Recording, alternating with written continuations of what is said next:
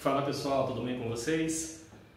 Hoje a gente vai fechar nosso último tema do ano. Hoje a gente vai trabalhar a última aula do ano, muito provavelmente para a alegria de todos vocês, né? A gente vai fechar hoje o último tema então, que é a Reforma Protestante. A gente está falando, galera, há 2 aulas já, sobre o surgimento de religiões cristãs, porém não católicas, né, na Europa no século XVI. A gente viu que a gente vai ter o surgimento do luteranismo no Sacro Império Romano Germânico, a gente vai ter o surgimento do calvinismo, né, na Suíça, e a gente vai ter o surgimento do anglicanismo com Henrique VIII lá na Inglaterra, né? E eu falei para vocês na primeira aula que o surgimento dessas diversas religiões na Europa, ela vai gerar um enfraquecimento na Igreja Católica. E vai gerar um enfraquecimento por quê? Porque, galera, vocês lembram que quando a gente falou da formação dos sistemas absolutistas, a gente tinha 2 classes sociais que estavam no comando do poder, tá? Quais eram as classes sociais que dominavam o antigo regime, que dominavam esse período de absolutismo monárquico? A nobreza, representada principalmente, óbvio, pelo rei, e do outro lado, o clero, representado, obviamente, pelo Papa, tá? Então, a partir do momento que a gente tem, por exemplo, Suíça, Inglaterra e Sacro Império, pelo menos parte dos principados do Sacro Império, deixando de ser católicos, esses países deixam de ser em seus governos o quê? A influência da Igreja Católica. Então a Igreja ela perde poder político, tá? Da mesma forma que a Igreja ela deixa de arrecadar o que ela arrecadava nesses estados, ou seja, ela tem uma perda econômica. E para piorar a situação, porque miséria pouca é bobagem, né? A igreja ela perde principalmente o quê? Uma quantidade enorme de fiéis, o que vai fazer com que ela tenha uma perda religiosa também, tá? Então, a gente está falando de uma igreja católica que está passando por um momento que até então ela não tinha visto, tá? Porque desde o surgimento do catolicismo de verdade, ou desde o surgimento, melhor dizendo, desculpa, da Igreja Católica Apostólica Romana, tá? A igreja ela nunca teve, vamos dizer assim, que uma concorrência. A primeira concorrência da igreja vai ser agora. Quais que eram, vamos dizer assim,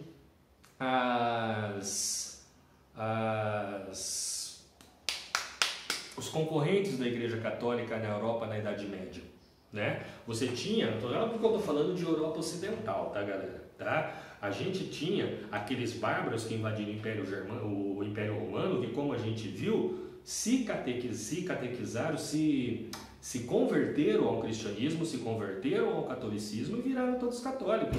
A gente viu que um desses reinos, o Reino Franco, né, com o Império Carolíngio, né, com Carlos Magno, vai acabar fazendo o quê? Vai acabar fortalecendo o catolicismo e fazendo da Igreja Católica a igreja mais forte da Europa naquela época, e a única igreja, tá? Porque na verdade ela tenta impor até mesmo para os povos que ainda não eram católicos o catolicismo, como o Carlos Magno conseguiu fazer em diversas regiões da Europa, tá? Espalhou o catolicismo por boa parte do mundo.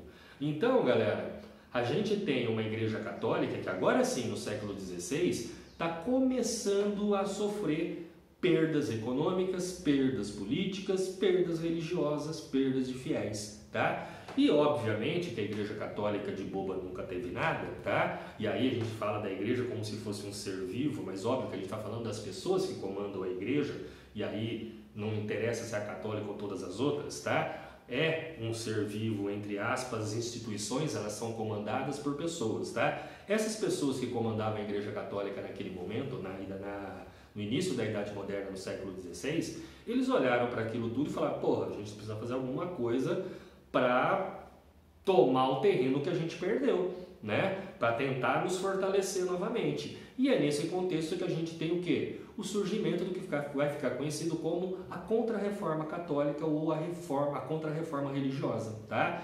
Contra-Reforma Católica, ou seja, seria como se fosse um contra-ataque da Igreja Católica ao surgimento dessas novas religiões, um contra-ataque da Igreja Católica a esse enfraquecimento gerado por essas diversas religiões que a gente tem aqui no século XVI. E é nesse contexto todo que a gente vai ter a Igreja Católica tomando o primeiro passo em 1534, criando o que vai ficar conhecido como a Companhia de Jesus. Deixa eu só confirmar, gente, desculpa, não é 1534, é 1540, eu confundi as datas, tá? Só para variar. Então, no ano de 1540, a gente vai ter a formação da Companhia de Jesus, desculpa, tá? Foi fundada a Companhia de Jesus no ano de 1540. O que foi a Companhia de Jesus? A Companhia de Jesus era uma escola, né, que tinha como fundamento, que tinha como principal função formar padres jesuítas. Ponto. Tá? Então, de novo, formação da Companhia de Jesus. Companhia de Jesus, uma escola para formar padres jesuítas. Padres jesuítas têm como principal função fazer a catequização.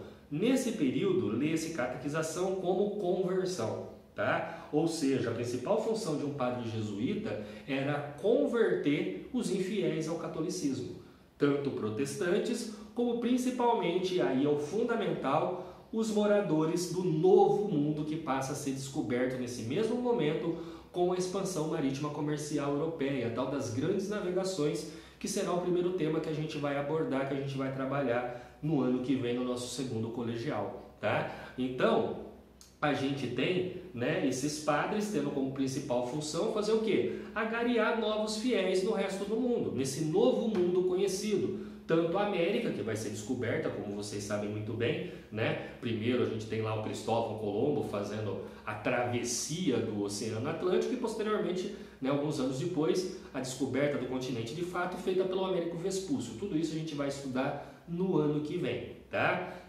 Mas o interessante aqui pra gente é o seguinte, que esses caras vêm, junto com eles, vêm padres jesuítas, tá? Padres que vinham aqui fazer o quê? Aqui que eu falo América, óbvio, de uma forma geral. Isso eu estou falando desde a América Espanhola, né, México para baixo, tudo, tá? A gente tem vários padres vindo aqui tentando fazer o quê? Converter aquelas populações indígenas, né? Trazer aquelas populações indígenas para a Igreja Católica Apostólica Romana que perdeu um monte de fiéis na Europa. O que vocês acham que é mais fácil, né? Converter um protestante que era católico e virou protestante, ou converter essas populações que estão sendo dominadas pelos europeus, tá? E aí, obviamente, eu estou retratando principalmente os índios aqui na América, mas a gente tem também, né, na Ásia, esse trabalho dos jesuítas sendo feito muito forte. Tanto que a gente vai ter, inclusive, a expulsão dos padres jesuítas, né, pelo shogunato japonês, né? O shogun japonês, que é o chefe militar japonês, o cara que governava o Japão praticamente, porque o imperador do Japão era um deus vivo, então ele não governava de fato, quem governava o Japão feudal eram os shoguns, tá? O shogunato japonês chegou a expulsar os padres jesuítas do Japão, por quê? Porque eles estavam convertendo, e na visão dos shoguns, na visão dos samurais, eles estavam acabando com a cultura, ou, como é que eu posso dizer, não é convertendo, mas atrapalhando, vamos dizer assim, a cultura japonesa, querendo introduzir a cultura ocidental, tentando introduzir a religião católica apostólica para os japoneses. Então, obviamente, do mesmo jeito que a gente vai ter tribos indígenas aqui, vocês sabem muito bem, a gente vai estudar isso, né, lutando contra essa imposição ou contra essa conversão, a gente vai ter também outras, né, lutas na Ásia contra essa imposição religiosa e cultural, que é uma coisa que a gente vai trabalhar bastante no ano que vem, que eu gostaria de trabalhar nessa aula, mas como a gente não está junto, eu vou deixar para trabalhar essa coisa da catequização mais profundamente quando a gente trabalhar, né, os jesuítas no Brasil. Então, quando a gente falar do padre Anchieta, do padre Manuel da Nóbrega, né, aqui no Brasil, a gente vai falar, a gente volta nesse assunto para falar um pouco da catequização, tá? Porque a catequização não é simplesmente a conversão, né? Porque imagine o seguinte, como é que eu vou converter um índio que não tem a mínima ideia do que é esse Deus católico apostólico romano? Porque para o índio, Deus para ele, os índios eram politeístas, os deuses para eles eram a água do rio, o sol, a onça, o jacaré. De repente eu tenho que deixar de acreditar nesses deuses para começar a acreditar num Deus do cara que acabou de chegar aqui, que está falando para mim que o meu Deus não existe, mas o dele é o verdadeiro e o dele eu não consigo nem ver. Que raio de Deus que é esse? Então, além de ser uma imposição religiosa, também é uma imposição cultural que a gente vai ver, né, no ano que vem, tá? Só que não foi só isso, a gente não tem simplesmente, a igreja obviamente ela não vai ficar satisfeita simplesmente em formar padres que vai tentar converter pessoas para o resto do mundo, tá? Ela tem também que fortalecer a força do Papa na Europa, porque enfraquece politicamente, como eu falei para vocês. Então aqui é feito também, né, no ano de 1545, o Concílio de Trento. 1545, Concílio de Trento, 5 anos depois da criação da Companhia de Jesus, tá? O Concílio de Trento, concílio o que é? Uma reunião, vamos dizer assim, do alto clero católico, quando eles se reúnem para tomar algumas decisões. Por exemplo, quando é decidido a morte de um papa ou a substituição de um papa, como teve do Bento XVI, que foi o último papa, né, que por causa de doença, por estar muito velho, ele acaba, né, saindo, e a gente tem o Francisco sendo colocado como papa. Ali foi feito um concílio para decidir quem que é o próximo papa, tá? Então, o concílio é uma reunião do alto clero católico, tá? Onde eles tomam ali diversos tipos de decisões, dependendo do porquê que eles foram reunidos, obviamente, tá? No Concílio de Trento, vai ser criado algumas coisas ali, tá? Então, por exemplo, né, o fortalecimento da autoridade papal, né, eles vão criar vários mecanismos ali para tentar fortalecer a autoridade do Papa, criando, por exemplo, até mesmo exércitos. A Igreja Católica chegou a possuir exércitos nessa época, por exemplo, tá? Na Idade Média já possuía, e durante alguns períodos aí eles vão ter exército para defender os interesses da Igreja Católica, para defender os interesses do Papa, tá? Como vai ser também criado aqui o Index Librorum Prohibirum. Nossa, Dina, puta que pariu, o que é isso? A lista de livros proibidos, tá? A Igreja Católica, ela lançou uma lista de livros que foram proibidos pela Igreja Católica de serem lidos pela população, tá? Não que eles lessem muita coisa, até porque, como a gente sabe muito bem, a gente já trabalhou isso, a gente está saindo da Idade Média e entrando na Idade Moderna, tá? A gente está saindo de uma Idade Média que era chamada de Idade das Trevas, por quê? Porque o conhecimento estava todo na mão da Igreja Católica.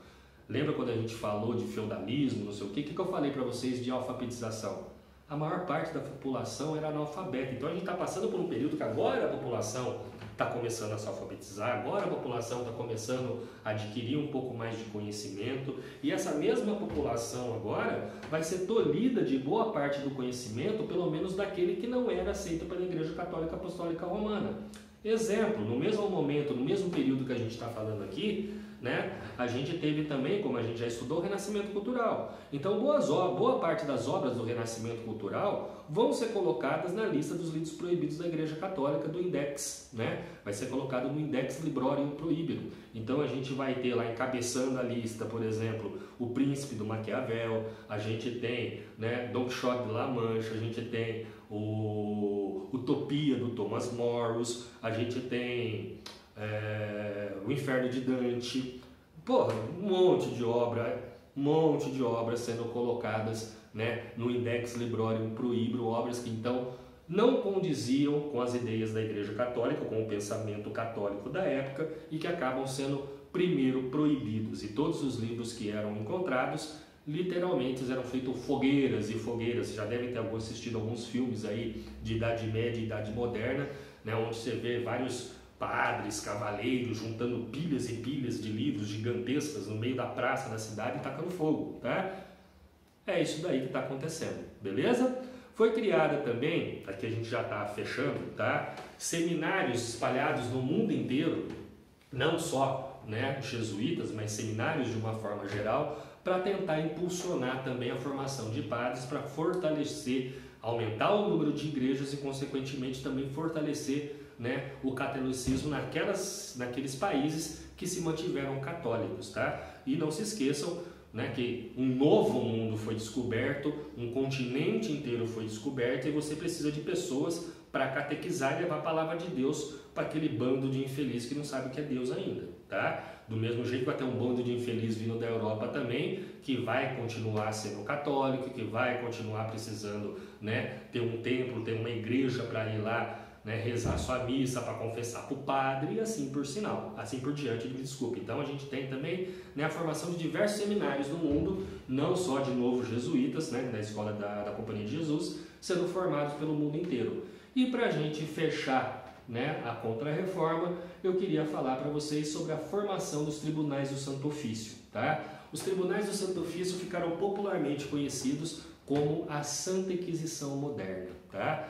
Na verdade, os tribunais do Santo Ofício foram tribunais criados pela Igreja Católica para julgar, entre aspas, pessoas que não eram consideradas, vamos dizer assim, católicas, que não eram consideradas puras, para julgar aquelas pessoas consideradas, a palavra mais certa, infiéis. Tá? E o infiel você pode pegar desde o índio aqui, por exemplo, que não queria se converter ao catolicismo, até o Lutero, o Calvino, o Henrique VIII, que fizeram o quê? Que se converteram às outras religiões. Todos aqueles que não eram católicos, né, e que lutavam contra o catolicismo, que iam contra as ideias do catolicismo, acabaram penando nas mãos do Tribunal do Santo Ofício. Exemplo, né, Galileu Galilei. Vocês lembram que eu falei para vocês da teoria heliocêntrica, quando a gente trabalhou o Renascimento Cultural? Né? O Galileu Galilei foi o cara que, junto com o Copérnico, né, desenvolveu a teoria, né, de que o Sol é o centro do universo e todos os astros estão girando em torno dele, aquela coisa toda. Tá? O Galileu, pela teoria heliocêntrica, ele foi julgado pelos tribunais do Santo Ofício, foi condenado e só não foi morto. Por quê? Porque ele vai renegar as teses dele. E mesmo renegando as teses dele da teoria heliocêntrica, ele passa o resto da vida dele sendo preso domiciliar na casa dele. Ele passou o resto da vida dele preso na casa dele, né, sendo vigiado pela Igreja Católica Apostólica Romana. Depois da morte do Galileu, anos e anos depois, começaram a achar pergaminhos, papéis escondidos por tudo quanto era canto da casa dele, que ele escrevia as coisas e escondia para os perseguidores dele não encontrar. Porque se os caras encontrassem, ele ia para a fogueira, ele ia ser queimado, ele ia ser morto pela igreja. Tá? Então, os tribunais do Santo Ofício, a Santa Inquisição moderna, ela foi criada literalmente para tentar enfraquecer, né, os infiéis, como eram chamados pela Igreja Católica, que estavam fortalecendo ou formitando ideias diferentes daquelas que eram pregadas pela Igreja e que, obviamente, estavam enfraquecendo a Igreja Católica, né? Como foram, por exemplo, né, essas novas religiões protestantes e como foram, por exemplo, os artistas renascentistas, né, que vão ser muito perseguidos pelos tribunais do Santo Ofício. Beleza? Bom, galera, eu só queria agora me despedir de vocês, né? Infelizmente, a gente mal se conheceu e essa pandemia causada pelo Covid-19 já obrigou a gente a se separar. Passamos o ano inteiro praticamente, entre aspas, trancado dentro de casa, sem ter um convívio social ou aquele convívio social que a gente está acostumado, né? A estar todo dia na escola, a ter lá as brincadeiras no corredor, até as palhaçadas de sala de aula, né? Até a parte boa e a parte ruim, obviamente, que em todo convívio social a gente tem, né? Tanto a parte boa como a parte ruim também. Até a parte ruim nesses tempos hoje estão fazendo falta, né? Porque a gente anda tão sozinho, tão trancado, saímos tanto daquela rotina que a gente estava acostumado, né? Que acabou se transformando numa coisa muito estranha, né? Mas, felizmente, pelo menos parece que agora no começo do ano vai aparecer a vacina, né? Estão testando tudo quanto é canto aí, né? Aqui para o estado de São Paulo, inclusive, já li, né, que o nosso governador já comprou, né, acho que 4 milhões de doses da vacina, né? E a escola está se preparando, né? Bastante, a gente já estava se preparando para a volta desse ano, mas como vocês sabem muito bem, graças a Deus tiveram um pouco, não estou falando da escola, mas de um geral, tiveram um pouco de discernimento para não voltarem às aulas esse ano, porque não tinha cabimento a gente voltar e colocar não só vocês, mas os familiares de vocês, todo mundo que convive com a gente em risco de vida, ou melhor, em risco de morte, né? Depois de tanto tempo parado, já ficamos tanto tempo mesmo esperando a raio da vacina, vamos esperar mais um pouquinho, tá? Sinceramente, gente, sinto muito mesmo ter passado tão pouco tempo com vocês, né?